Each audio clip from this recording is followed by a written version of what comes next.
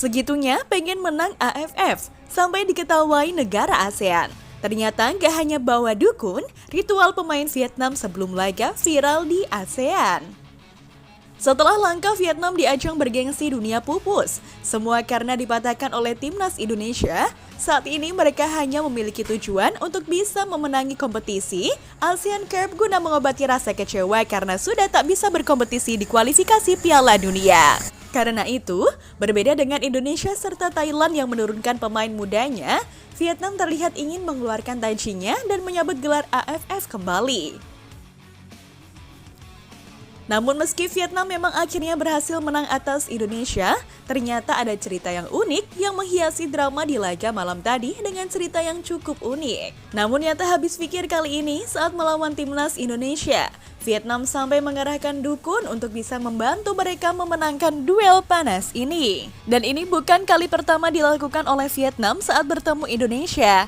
Namun pada laga kualifikasi lalu, Vietnam juga membuat sesajen di Stadion My Dinh untuk membantu mereka menang atas Indonesia. Saat itu, berbagai cara dilakukan oleh Vietnam, tidak hanya internal, cara eksternal pun dilakukan tim The Golden Star, yaitu dengan mengarahkan dukun dengan membawa sesajen ke stadion.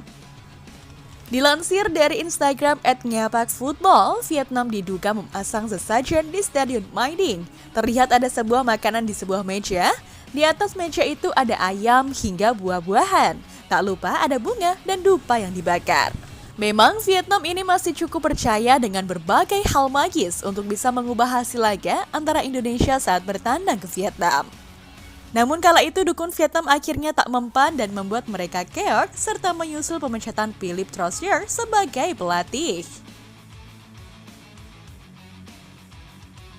Dan tak hanya membawa dukun saja di dalam stadion, serta memberikan sesajen untuk mencari bantuan dari dunia gaib yang mereka percayai.